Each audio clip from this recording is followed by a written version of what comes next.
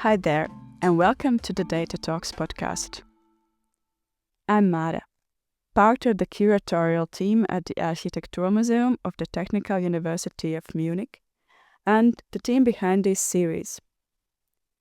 At Data Talks, we explore the often hidden architectures of data infrastructures and ask why they matter to us as professionals, educators, and citizens.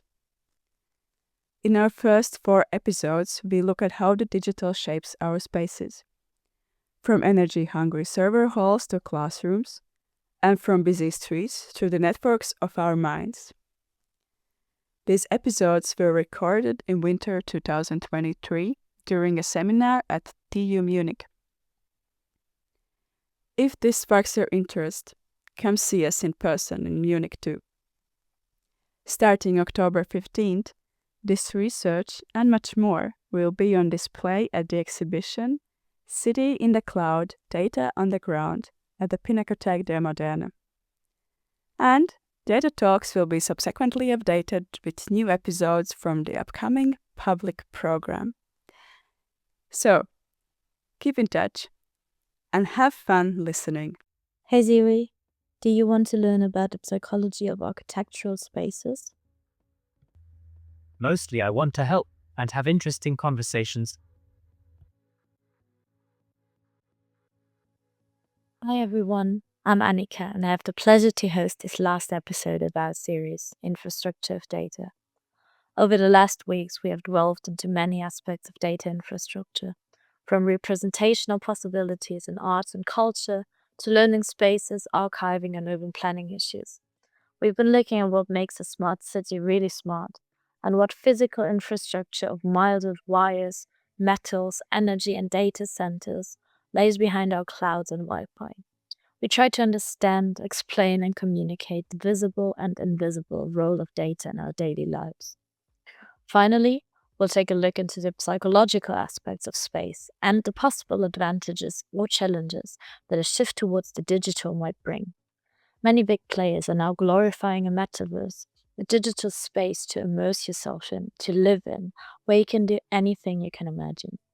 Incredible things are promised, dinners with family on the other side of the world, no more loneliness for people aging alone, community work and care, learning and leisure in digital space, and much more. And everything will feel real and you don't have to leave your bed. But is it that simple? Why, after 2 years of COVID, could we hardly wait to go out again? What does physical contact with the built environment and other individuals mean to us? How can space be influenced by our emotions or state of mind? And what changes when all of this is transferred to a virtual reality? Modern architectural psychology is both a research and a design discipline that brings together architecture and psychology, as well as all related disciplines and fields. It addresses the interaction between the built environment and the human thoughts, feelings, experiences, consciousness and behavior in a scientific and design-oriented method. At the center of this debate is health as the base of human perception, their perception of space, and the satisfaction of our needs.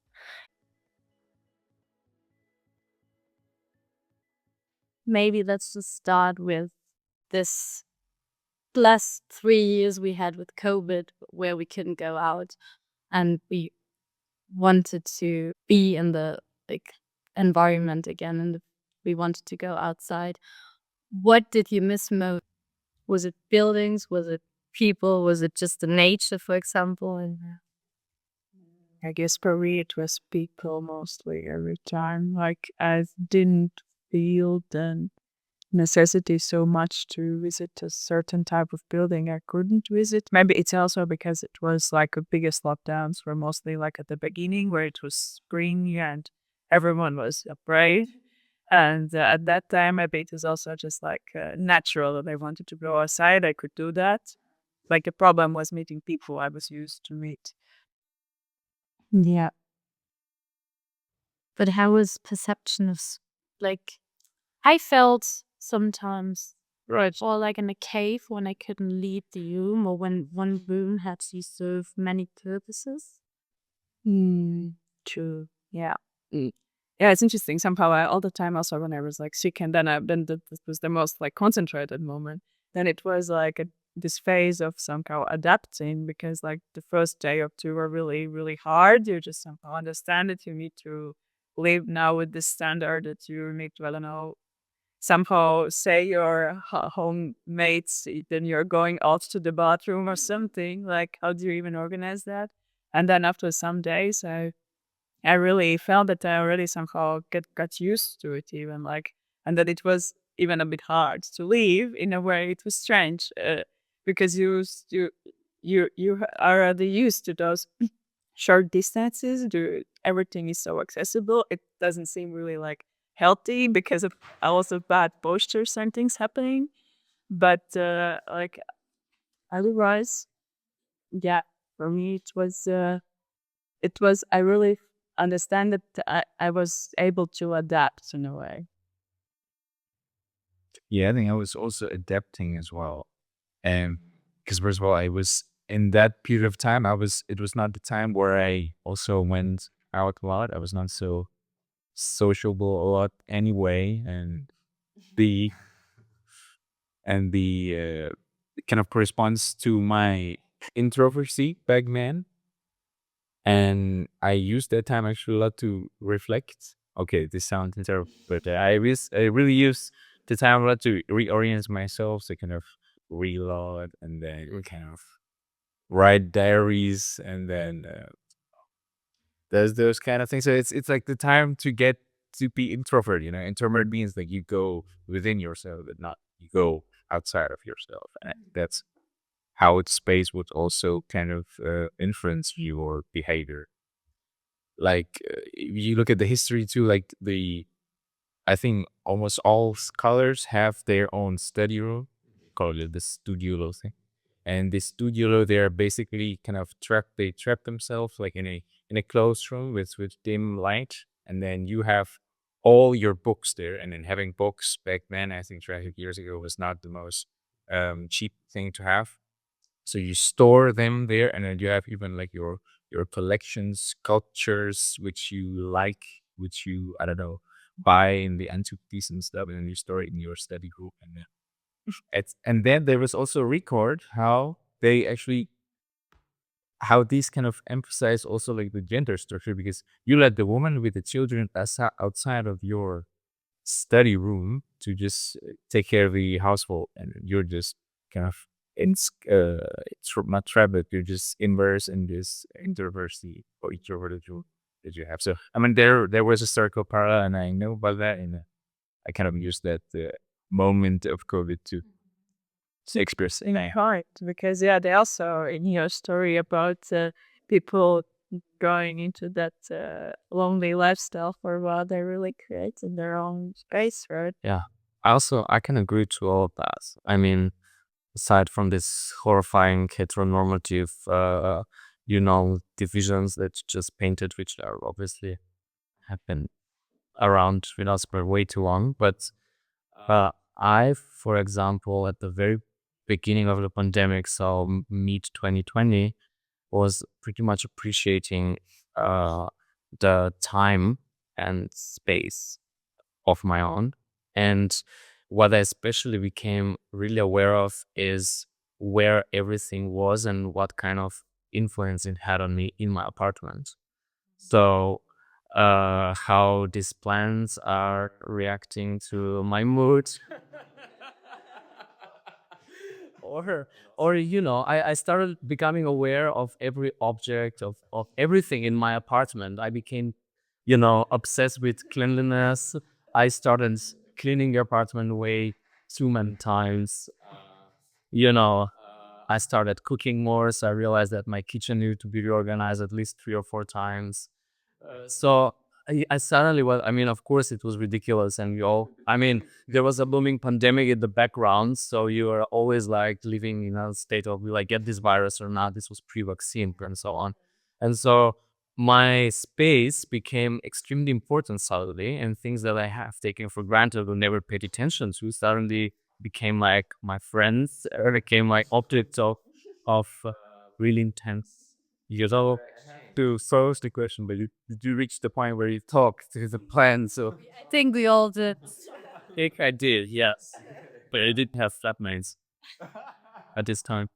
Well, I mean, yeah, at that time, I was not living alone the first part of 2020. Then I moved in the middle of the pandemic. So, yeah, then I lived alone for like in the second half of 2020. But um, I think this was the main like recognition is that how much this space that surrounds me 24 hours a day influences the way I see, I think, the way I interact with people, the way I reflect or not reflect. So it kind of affected every aspect of the daily routine. And this became really painfully clear. But I think it's a good focus point now because you really focused on this certain space that you had. So the less space, let's say, you got, the less you had around yourself, the more you got focused on.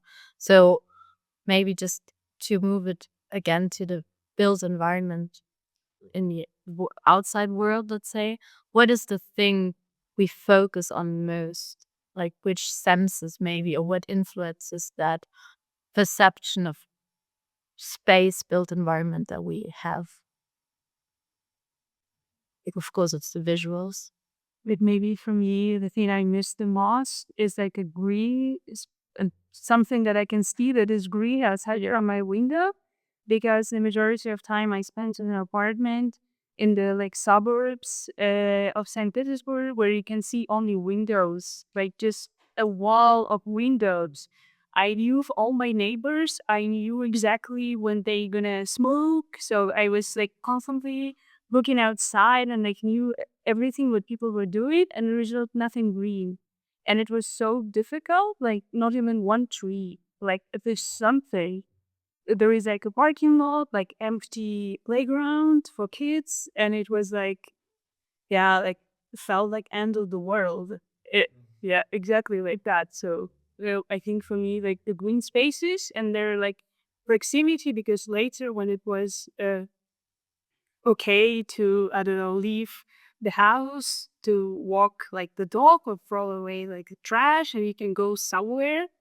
Uh, I thought that it would be nice to have like a green space nearby. And previously, I never cared about that because you can go anywhere. And now you are limited to your like small block. So you want to have something there and just not there. So yeah, need the green space. I totally agree with that. I was just thinking at that time, also the first wave, so 2020, first half, the only thing that was kind of allowed was to go out in the park with not more than 5 people, I think. This was a time in Zurich, I'm explaining. And the only thing I really appreciated was that there was this green space where you could go outside, get some fresh air after work, and like maybe see 1 or 2 friends in a safe distance. And I just really fell in love with this little square, this little park. And so without this, if this green area was not there, it would have been very difficult. It was like the only outlet you could have in this really difficult times, actually. I think it's interesting. There's also studies that when you Google paradise, or when you tell people what's paradise, I think 90% of children, but also like the majority of adults, are always giving you an image or a picture of nature. So there's almost never any built environment in it. It's always nature. Oh, yeah. So I think that's interesting. And I mean, what you said about proximity, maybe we can also already start with the possibilities of digital space right now. So if you could go in the metaverse everywhere, because proximity or distances don't really matter, because you can just put your cursor somewhere or your avatar and then you can go. Do you think it will be the same? For me, absolutely not, because one of the most important, like essential things is smell all the time. And till the moment, and then don't fix this thing with metaverses, I can feel smells around me. I guess it will never feel really like some space I would like to visit, stop just to feel a relief and in nature or whatever. I would say also for people, and like especially if you're, for example, in a community, in like avatars, okay, they can like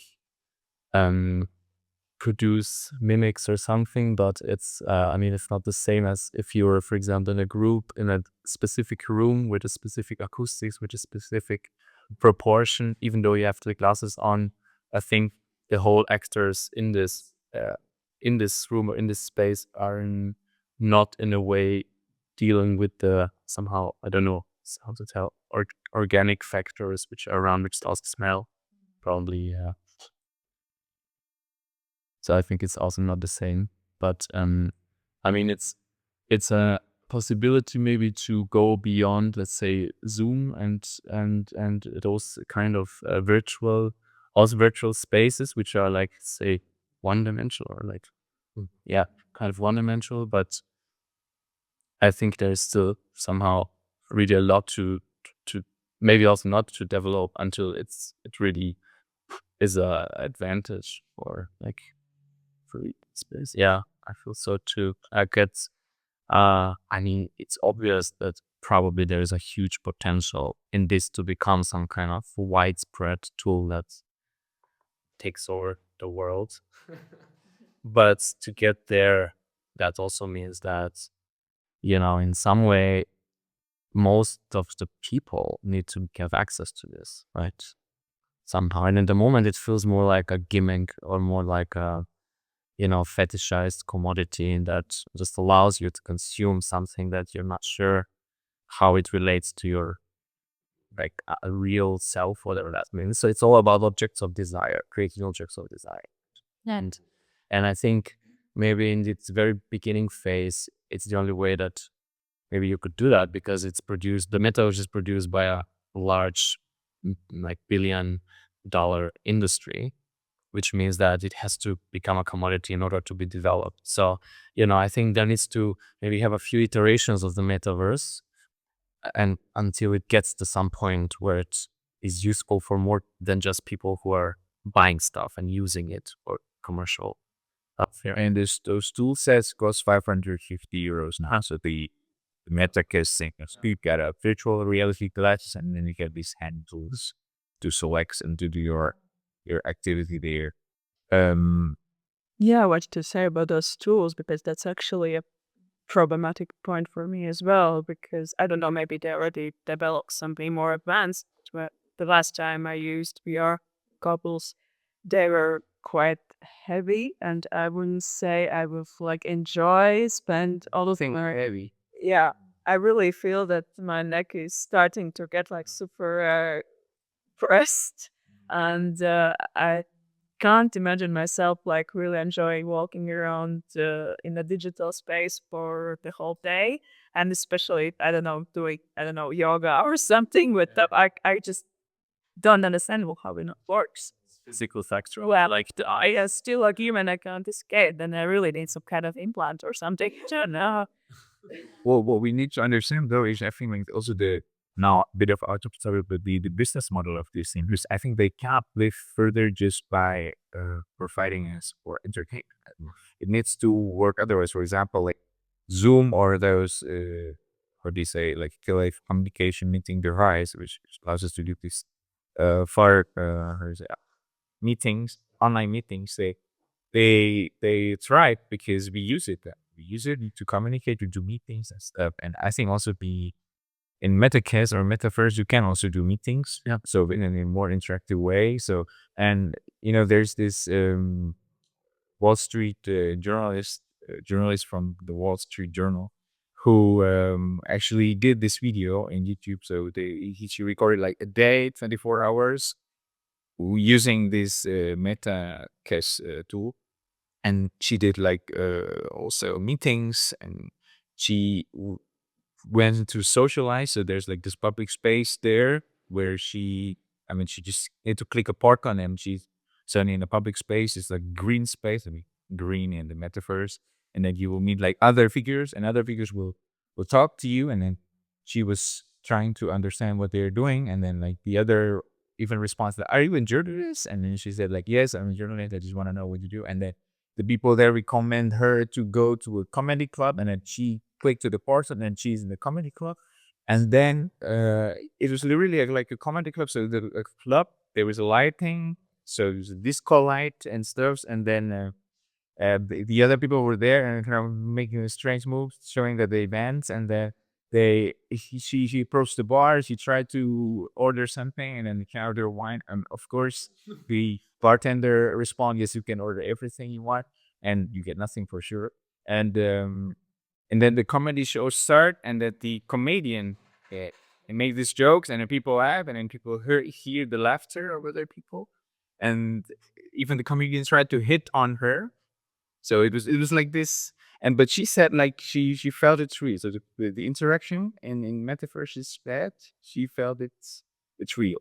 So But she also said that she felt dizzy after 4 hours or something, or 7. So she was doing this experiment in this hotel room. So she said she couldn't do it all day long. And I mean, that's an interesting question, I think, how it affects your physical but also psychological aspects of the metaverse and your mental health. Because that's a good example already in the metaverse. Like, what about hitting on someone, assaulting, I don't know, laws? But then also we already see, like, in social media, the way we interact with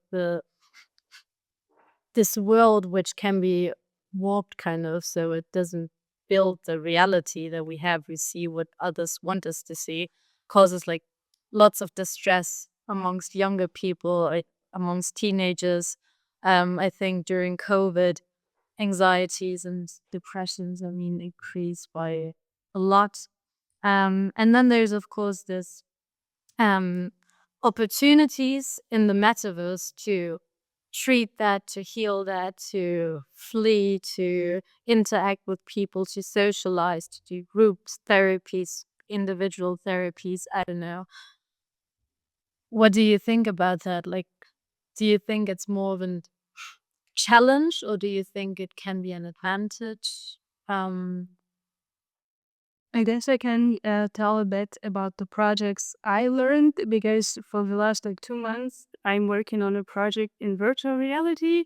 So I had to spend some time in the VR glasses. So for that, I would say that you're kind of getting used to it. Like at first, it's difficult, but then after some time, you feel normal. Like, and even some people who work with virtual reality, they say that I can spend the whole day there, not feel dizzy. So it's something that you are kind of getting used to. I would say maybe we have to distinguish virtual reality and metaverse, because metaverse is something very weird, and me the yeah, and the interactions there, I don't know, like I think interacting with other people in metaverse or like in virtual reality, it's not that yet.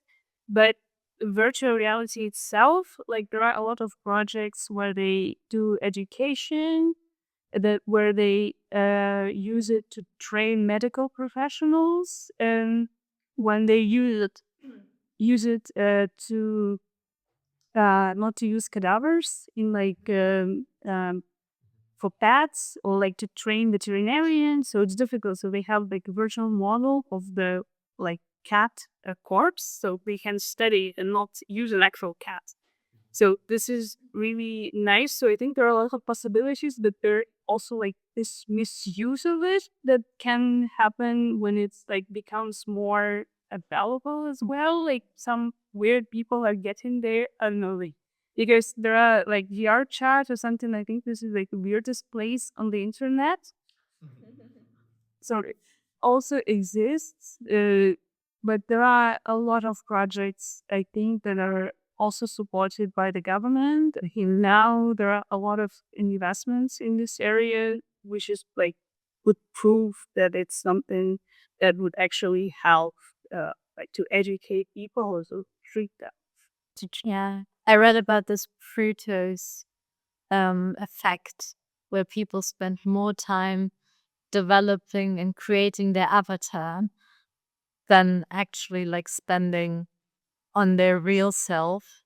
So there's also a shift towards this kind of self perfection kindness or Already happening, right? With Instagram and stuff. Like people just start mirroring their online selves in real life and like paying more attention of the things they put in the app than how it actually is. And yeah. Where it gets more extreme. Yeah, it gets more extreme and more like you are more and more involved as a person. Yeah, I wonder how, this would look like in 10, 20 years from now. Because I think like at the moment, what is obviously lacking is reflection and study on this. So we don't really know how it affects, I guess, yet the psyche on longer term and or mental health or because obviously there's a lot of potential. I mean, there are some initial studies that show benefits between like a certain psychological um conditions that improve by being treated in the metaverse. And so that's one thing. But then on the other hand, you have also historically what you just said, like people associating more with the avatar or the virtual rather than themselves, and spending more time in the imaginary than in the real world. I mean, you have this already from the gaming industry, right? Which is a real problem. For example, like in Japan, I think you have it not at summer, but there is that serious issue of called hikikomori, which means usually it's young male, teenagers who are refusing to exit their room, so they're staying with days, and days upon days and many more days in their rooms without like by choice, and a few of them have ended with like psychosis or with death also from over, you know, from just forgetting to go out of your room. And so this is comparable to that. And there is already a lot of research on this, so the gaming and how it affects like especially young people and teenagers. I think it's there. So maybe this would be useful also to look at before jumping on this metaverse wagon, because it's similar in the way that's affects and people. And maybe, for people who are already like a little bit older, maybe there are even more possibilities, because you can somehow you kind of have, more options, and you already know kind of your psyche is developed, your personality is developed. So maybe, I would say for young people it has way more danger than for somebody who's already the 40s, 50s or more. And do you think then, if we're like thinking about the build space and the digital world and the metaverse, do we imagine it? Because right now you're building similar, I think, to the way you build here. I mean, you don't have the restrictions, of course, like gravity or, I don't know, fire safety. So how does that change in a way the things we're used to here? I mean, there's the 7 variables, yeah, because we're going to talk about it for sure in the interview. But there's this 7 variables by Tanya Vollmer on orientation, on views, on privacy, also senses like odor and sound, and human scale. And I mean, human scale, for example, the digital space doesn't have a scale. It can be endless, and you don't have a starting point. You don't have an arriving point. You don't know where you go in, or distance or space. Is just a very yeah, it's just very conceptual in there. So how would these variables, maybe, or the things we know here that work and that are here evidence based, kind of, how would that work or change in the metaverse then? I don't know. Because the thing is, now when we use that tool, I think we just engage our eyes, no? I mean, and our ears, basically. Our nose doesn't work yet, and our tasting, we don't taste nothing yet. So in that sense, and you have the most experience, maybe you could tell more like when you were there inside the virtual reality, do you feel the space or not? Sure. Because I think there are like two ways of moving into virtual reality. You can either teleport, so you just point at something, press the button, and we're there. Or you can walk as you walk here. But because it doesn't aligns perfectly with with the speed in the real world to the speed in the virtual reality, you feel dizzy. And you feel dizzy not from teleporting actually, but actually if you try to walk. Because you also don't have legs, right? Yeah, you can. It, it's also just always just flying towards us. Yeah, but you don't see yourself. I think in reality you also don't look at your legs. For me, where I felt the worst is when I was not able to see the horizon. When it was just like the sphere and I inside this like limited space, like in 3D Max, as they have this like a space to construct, and you are like inside this space, and this was the weirdest feeling because you are not like you are in nothing. And when we added the horizon line, it it gets better. So I think you have to experiment to understand what is necessary for humans. Let's say you were in Mariplatz, then you got all the stimulations of the space, you got all the tall buildings, you got all the people. But there, if say you were like in Mariplatz, but in the virtual version of Mariplatz, would you feel the same, or do you feel this tallness of the Rathaus, for example? Um, I would say that it's very similar. It's fake. When this is like this uncanny valley feeling or something. When you know it's fake, but it's kind of tries to look real. You get this like kind of I don't know, very not nice feeling. So for that, I would say that it's better not to emulate the real world because we still, as humans, we will know that it's not real, but it will give us this weird feeling of like fakeness. So you are because I also looked at some of my projects in VR. It feels like an architecture. It feels like a building. It feels tall. You can walk around. It's okay, but if I can like choose a direction, I would choose the direction being as not as realistic as possible. So we don't have to emulate because there are like a lot of projects when they 3D scan like Great Flats or like Eiffel Tower or anything, and they put it into virtual reality and say this is perfect. Like now we have it, it's not getting better. And for me, and I think for a lot of people, it looks very weird because it's worse than the real world and it doesn't have a benefit of virtual reality. This Tourism. the other side. Sorry, what is this? Sorry, it's kind of escapism, like in architecture, like there's don't represent old, but create near some kind of zero. Because the other side is, as might be been presented by the movie, what's the name? Where Keanu Reeves plays? Max. Because there, the thing is, what we were talking about is basically the synchronization of the world and the virtual world, right? I mean, if it's actually synchronized in the way that we feel it, in the way of, for example, the speed, if we walk the same way there or here. And in metrics, the thing is that basically your whole neural activity is synchronized within the metaverse or within this other virtual world. So you don't feel that it's actually another world, but you feel in your world because basically all your neuronal activities which work in the real world would work also in the metaverse world. But I think I'm not sure if it goes to that way, this whole development. Or I mean it could be too. I don't know. Because actually they're also doing this research on synchronizing neural activities with digital. Yeah.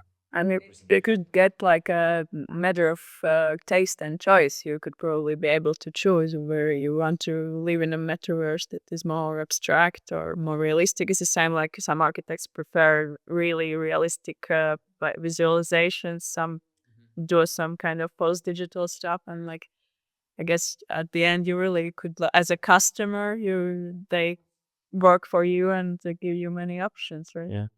But for me, it's also a little bit disappointing if the metaverse is just a replica of what's out there. Then why the hell do you need it anyway? Yeah.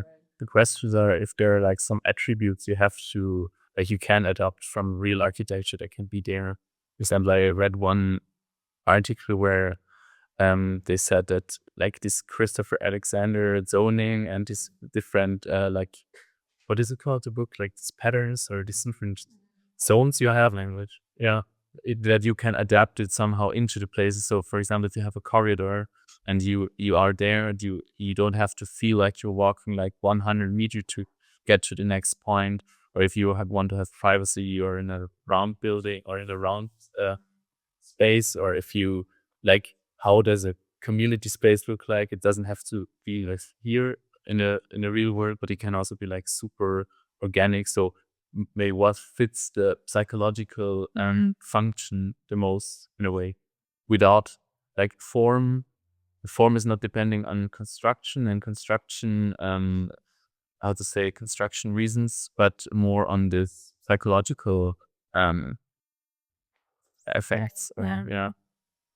Yeah, I mean, sure, you could choose very easily how you want to create your space regarding how you feel, maybe. There's also with this neuroaesthetical thing, because also neuroaesthetics are, I think, researching on how to perceive spaces in a way that you feel comfortable in, or you feel nice or beautiful. And I think if you, for example, collect the data of a specific amount of people, I don't know what, for example, also the background and culture plays in this role, in this area, but yeah, if you got this information somehow, it could also be that completely different forms are being generated in a way. It's like kind of generating space through neuro functional. Yes, yeah, that's very interesting. And I think this with the horizon was quite a striking like input information, because also it tells you, and then that our brains are bound by and developed through process of evolution, right? Which means that we are bound by the earth in a very direct way. So missing a horizon means there is something horribly wrong and your brain cannot compute that. It's the same also why green spaces look nicer than gray spaces or concrete, right? For Or temperature, or also, right, like symmetry is another thing. Like symmetrical means healthy, asymmetrical means not so healthy. So it's like, I think this is a very primal kind of coding that's developed over millions of years. And so suddenly when you're in a space that kind of looks to your brain like something resembling reality, but it's not really there, I think it's alarming to our vision and to our perception. And so you're in a panic state and you cannot relax, right? Or if you don't see your legs, or all of this if you don't know what is up and down. What strikes me about these videos that you shared about the metaverse, how everything looks so ordinary, except the avatars. Sometimes are a monster or a robot or whatever. Like the nature was pretty kind of real. There was no like talking plants, for example. Why not? So I wonder, and it's an interesting problem. I think if you go at it a bit more conceptually, if you intentionally make something that is really not real and then see how it affects the brain, it might be interesting, for arts, for architecture, for all kinds of creative disciplines to challenge the metaverse a little bit. It's just too plain at the moment, if you ask me. Yeah, we just have to wait a couple more years, or just say years. For us to demo cheese. No, but I was also thinking about the daylight cycles. Like in Metaverse, you can probably just like change like also like from the example from Wall Street Journal, you just like enter this comedy club, which probably seems like evening lighting and stuff, and how it impacts you as human if you are used to this circadian rhythm of having daylight and night somehow organized. What happens? I don't even know. Like probably someone does some research about that. Yeah. And I also wondered what would happen if everybody's really like, if we're fixing the metaverse, if it's a real, different world, what happens to like all the abandoned places that nobody uses and here? Or because if everything is more like faster changeable and adaptable and flexible in the metaverse, what happens to all these places that aren't that fast changing and just structures? Storage. Yeah. It's about 80 cents to introduce the energy for the metaverse. But yeah. It's like the Matrix. There also like they added this, you don't know, weird grace where you're attached, just like sleeping out. You're But for example, the Matrix is a very dystopian. Yeah. That so I mean also Blade Runner. It's like there's not really I don't know any Avatar. It's kind of painting the picture of a beautiful world, right? yeah. I don't know. It's I think maybe a more kind of how to say this, more nuanced relationship between the real and the virtual, and more healthy relationship between the two would benefit for the development of the metaverse. And maybe, I know that the original inventors of the metaverse from the 80s thought of the metaverse as one thing. There are not like many metaverses. It's one thing where everybody has the same type of access, and everybody can add or attract or create their own worlds within one metaverse. But also, they thought that sometimes it's difficult to communicate with other people in the metaverse because, for example, if we have the same meeting in a virtual room, and then I choose an avatar that kind of looks like me, just digital, and then you chose a dinosaur, it's very difficult then to communicate between a human and a dinosaur, even though it's virtual. So I think there needs to be some kind of ground rules between how we communicate and also how we relate that to the real world. I think there needs to be some communication links that need to be established before this thing can really take over the world, because I don't think it's there. It's in a way like living in a carnival the whole time. Like you just everyone just acts weirdly because it's looking like a dinosaur or something. But I mean, it's exactly that at the one, where like a chaotic carnival circus thing, because kind of. Yeah, if I would now create my own, I would create a room in a metaverse that everything is sporting and I'm surrounded with 1,000 clans that all can talk. And I would just have the most profound conversation with this, some would be very young ones and new, just, up and coming plants, or it would be million-year-old trees that could talk with much more wisdom and so on. So I would have just profound conversations with plants, I think. This would be my ideal. So you're bringing the nature in your space again. Very good. Absolutely. Yeah. The AI friends. The AI friends. So do you think, just because you're thinking about your, like the topics we talked about, you think we should, or we need to include that in our like future education? Somehow this interdisciplinarity between maybe like engineering or computer and psychology and architecture design. I mean, does it need to be taught in the future? So for us as designers, architects to know maybe I would absolutely say yes. And I think also it shouldn't be left in the hands of Mark Zuckerberg and few other middle-aged white guys who come from the exact same age. All right. So metaverse without diversity would be a total failure. Yeah. It's the same for also other technologies that are being developed, because I don't know if it's the bad side of the other side of the coin that you always have to be up to this. Otherwise, I mean, the big tech companies will just control, or if it's fails at some point. And it will become boring and limited to one group, who just emulate the same or replicate the exact same mechanisms and the same values onto another platform. And I don't think that's too exciting. My consideration would be like to to let people know what is actually the purpose of this whole thing. What is this? Like we don't need this because it has nothing which helped us to solve anything which we haven't solved. What was it? What does it solve? That's just like the main problem. Because I think now I just expect it's just like speculation thing. Like you can invest there, and then that's actually the storage for money for people who have money, people who have a lot of money. That's a very good point, I think. And then okay, it could maybe enhance the Zoom meeting so that if we do Zoom meeting now, it looks like a room and it's more interactive, and then you can even writing in a chalkboard there in your meeting.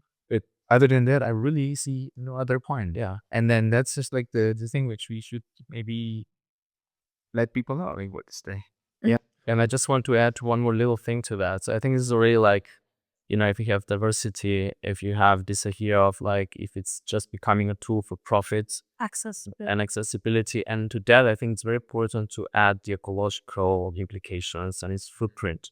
Because like, if you host another world within the virtual, it's really not in the cloud, but it's in the copper, it's in the lithium, it's in the electricity, it's in the CO2 increase. So the metaverse is directly influencing the CO2 outputs, and this is something which is really physical, very material, and so this has to be addressed. You can't have a metaverse without seeing what it does to our planet.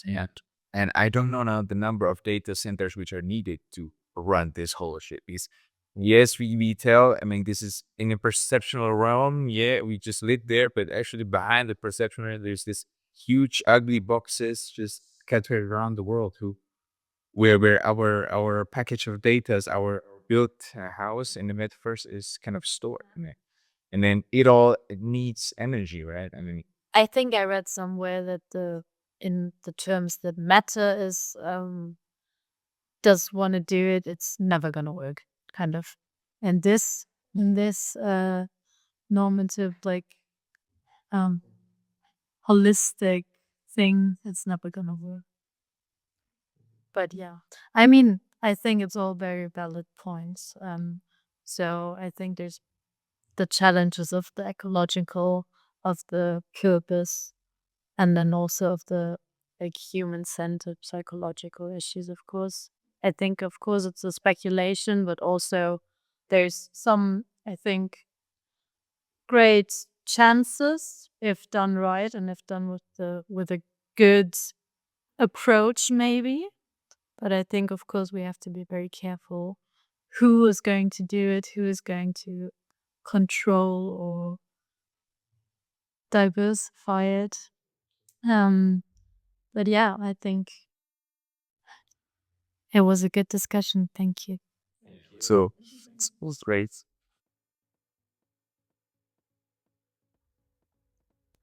This was our last episode. Thank you so much for listening to us. We hope you enjoyed it and that you hopefully learned something. We sure did. Stay tuned.